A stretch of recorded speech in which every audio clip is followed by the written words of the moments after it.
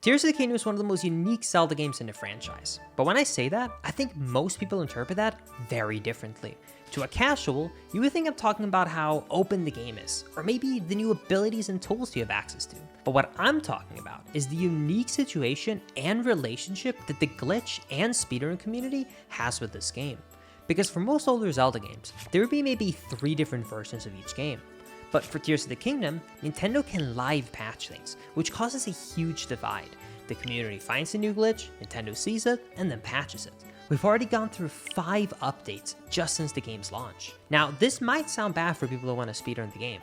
However, this has actually created a very unique situation, only seen a few times before. Because when developers try to fix code, they often unintentionally break it in brand new ways. And this is what started happening in Tears of the Kingdom. One of the main exploits players have been taking advantage of is how broken the inventory system is, which almost always stems from causing a glitch that will desync the game in between the inventory and the overworld, which has led to some incredible glitches that I'm sure you've seen before, such as item duplication, Zuggle, memory overload, and so much more. And in each update, Nintendo has attempted to fix the inventory. Now, some of these have been successful, but others have broken the game in new ways. So today, I'll be covering these new glitches that have been found, both exclusive to 1.2, and then some general glitches that have been workarounds for glitches that were previously patched, such as duplication for materials, movement glitches, and much more. So let's dive right into it after a quick word from today's sponsor. Do you know what sucks? How much time it takes to just be healthy. All right, you gotta go to the store, you gotta shop, you gotta drive home, and then you gotta cook, and then you gotta deal with the quantities, you gotta pick what recipes you're gonna do, then you have the dishes, and then bam, at the end of the week, you didn't have use up all of it, so now you throw it away, you go to the store again, bah. Well, that's where HelloFresh comes in. It fixes all of that. Not only does it on average save a lot of money because they perfectly portion each thing, and it comes with some amazing recipes, but on top of that as well, it never gets boring. Because if you head over to the website, you're gonna see that they have over 40 recipes every single week that you can choose from. You can choose from quick ones that are like, oh hey, 15-minute prep to end. You can choose veggie options, you can choose with a lot of protein, meat, you name it. They have so many options every single week. It's super fast, convenient, it saves money compared to just going to the groceries. So, that being said, you should sign up right now. And best of all, if you use the promo code POG, link is OG50, you will get 50% off your first order, plus free shipping. That's literally half off food. Why not do? You're gonna eat the food anyway. Sign up right now with the link in the description. And thank you so much, HelloFresh, for sponsoring this video. Now, for this first main glitch, this one is gonna be called Smuggling. You can probably hear the resemblance to Zuggle. Now, some of this has been known before, and some of it is brand new. But the thing that excites me the most is not only the new things that's been found with this, but also how easy it is. So I'm gonna be covering how to do infinite jumps, infinite bow durability, infinite jumps, infinite out of bounds clipping, and new movement. All of that literally combined into this one glitch, and it's super easy to do, and I think for almost all of them, y'all can do it probably first try. So, first things first, you need to understand how to perform smuggling. So the old glitch, known as Zuggle, which caused a desync between the inventory and the overworld, was by basically just mass dropping things that you have equipped in front of a wall, and by unpausing and pausing, they would not get immediately put back in your inventory, and you could like overload it. But now you can see it just puts it all back. It does not care. But that's actually where the new exploit comes in. So I'm gonna give you one example. I'm gonna go in front of a wall, it can be any wall, and just face away from it. Then I'm going to go to my bows, I'm gonna drop a bow, don't unpause and pause like the old glitch, and then instead just equip and unequip another bow you have. Now when you unpause, you're gonna see that I have an invisible bow, but it's still actually equipped. Now, this is useful for 2 things. One, this actually causes infinite durability. So if you have like a 5x bow, great stats, everything, now you can just shoot away. No worries about the durability, you got it, it's infinite. And until you go through a loading zone, this will stay. And if you regret and like, oh no, I wanna undo the glitch, just drop the bow. Or go through a loading zone, etc. Reload a save. But the other thing it can do is that this results in arrow smuggling. Now, by having an arrow out, it will cause this weird thing where if you jump and then you do a jump slash in the air, you can see that he starts the jump slash for like a frame and then it immediately gets interrupted because there is a bow in front of him. Or an arrow, sorry. So this lets you do infinite jumps in a much easier way than you previously could. So what I'm going to do is I'm going to do a jump slash, and then take out my bow again. Now I'm going to do a jump slash and take out my bow again. Jump slash and take out the bow again. And as you can see, you can now gain infinite height without having to do a very difficult L input and then a frame perfect shield in between each one. And best of all, there is no precise timing for when to do the jump slash. The only thing you have to make sure of is that the arrow is properly in front of Link's body when you do the jump slash. It's that easy. Now, we come to another really exciting part, which is doing it with your shield. Now, you can do it with any shield if you just want infinite durability. But where I'm more interested in it is by using fuses with different abilities to do this. So in this case, I've fused a bomb to one of my shields. You can also do a spring if you want. Then I'm going to do the same thing. I'm going to go in front of a wall, and then I'm going to drop the shield that has the fuse, and then equip and unequip any other shield. Now, I officially have an invisible shield with a bomb on it. What this lets me do now is if I do a shield jump, it will apply the effect of the bomb or the spring, whatever you had, but it won't be using up the bomb, meaning I can now do infinite jumps with this, which is incredible. And not only can this be good, let's say I want to, like, I'm running on a hill here, and oh, here's a little mountain, right? You can just do this, right, just to get up. But on top of that as well, it can be used for movement, not only on like sloped surfaces, right, by like going down a mountain, you can even use it to move faster on a normal plane. So I'm going to give you this example, and it's extra good if you have the glide suit. So I equip the glide suit, and now look at this. I'm going to do a shield jump, and then I'm going to do this and take out my glide. Now, you land normally, but you can combine this into a rhythm of basically doing a shield jump, glide, and then take out shield, glide, take out shield, glide. You get the idea, and you can see how incredibly fast I am moving this. Like, I am going, honestly, probably faster than anything you can build with Zonai. And it's very easy to do, and if you mess up, no harm done. Now, this would already be incredible on its own, but like I said, you can combine these with other glitches. So I'm sure if you watch my breakdown of how speedrunners broke Tears of the Kingdom, you saw this new route where you clip out of bounds here. Now this was incredibly precise by having to do, like I said, an L input and a frame perfect shield. And the L input had to be frame perfect to cancel the jump slash.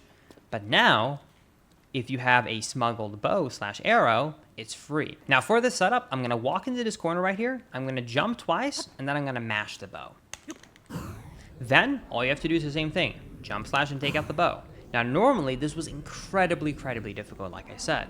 However, with this one, you can just be underneath the ceiling, do it, do the jump slash, and you're now out of bounds. Like, it's that simple. Just kind of do a jump slash and take out the bow, and once you see that Link's head clips through the ceiling, just do a shield jump, and you're now out of bounds. Meaning that all the really difficult ceiling out of bounces that you could do before, because this works technically in the majority of areas of the game, you can now do it basically as a casual, and there's not like a frame perfect trick related to it. Now, this would on its own already be really cool, but there's another thing. You can combine the infinite bow with the infinite shield to do a brand new movement glitch. So to do it very easily for demonstration purposes, I'm going to warp to the Great Sky Island, and I'm going to show you a spot that everyone can try it out on to practice it, and then you can apply it to anywhere in the overworld. Now, once you're at the Sky Island, you want to just do the same thing. So you want to cast the glitch, so you have the smuggled bow and the shield. Now, as many of you probably know, if you do a shield jump with a bomb or a spring on a sloped surface like this, you will get forward momentum. And you can get much faster momentum, by the way, than like this. This is like not that steep of one. I'm just doing this as demonstration purposes. Unfortunately, you can't extend this because, yeah, you could probably take it away and do a jump slash, but that changes your speed, right? It completely removes it. And if you take out your bow, well, same thing. If you take out your bow here, it's just going to do this. Now, there is a way to combine them, however, which is how you're able to theoretically go for an infinite amount of time with the speed that you got from your shield jump. Now, to do this, you're going to need like I said, a slope, the bow, but also you're going to need no stamina. So I'm going to explain the inputs before I do it. So what I'm going to do is I'm going to run around here until I hit no stamina. Once I'm at 0 stamina, I'm going to do my shield jump. And because I'm in the air, the stamina will never replenish, meaning that if I try and take out the bow, it can't do bullet time mode. It can't like do the slow motion, which is exactly what we want. Because what you can do is you can aim in here and then press the jump slash button, aim in, do the jump slash button, aim in, do the jump slash button. And if you do that over and over and over again, you can maintain it. The only thing you have to remember is you have to look backwards, because if you're facing the way you're going, it will halt your momentum. So since I'm going in this direction, and you can see where I am right now, I'm going to look this way, I'm going to run around to lose my stamina, and then I'm going to do a jump, shield jump, take away my bow, aim in, jump slash, aim in, jump slash, aim in, jump slash, aim in, jump slash, aim in, jump slash. You can see I'm doing this at a very generous timing, so it's very easy. So I'm losing a bit of height, but you can see if you're doing this from like a mountaintop or from the skyline, you want to go anywhere in the overworld, this is by far the fastest way to get around. And if you find a slope that gives you a lot of speed, you can do this to get around incredibly fast. So this is an example, just for me talking during this short period of time right now. I went from here to there. I'm sure if you know how long that would have taken to run, if I ran, I probably would be like here at this point. Like, it is so fast. It is so incredibly fast. And also another great thing to mention, by the way, is every time you do this jump slash, you'll be able to reset your height. So right here, I'm just going to do another jump slash here. And you can see I took less fall damage. I still took the fall damage, but you can basically reset it. So it works just like the old fall damage cancel. That's all the main stuff that you can do with smuggling. There are some other small caveats, but that's all the main stuff. So now I'm going to get into some bonus stuff because I haven't updated you all on the glitches in a very long time. So I'm just going to cover two very simple things. One is, in my opinion, what is the easiest item duplication glitch on this version. And the second thing is a new way to do a movement glitch that's kind of similar, sort of, to kind of like an auto build cancel slide. It's definitely not as OP and way more finicky, but I'll still show it at least so you can at least get a feeling for the glitch.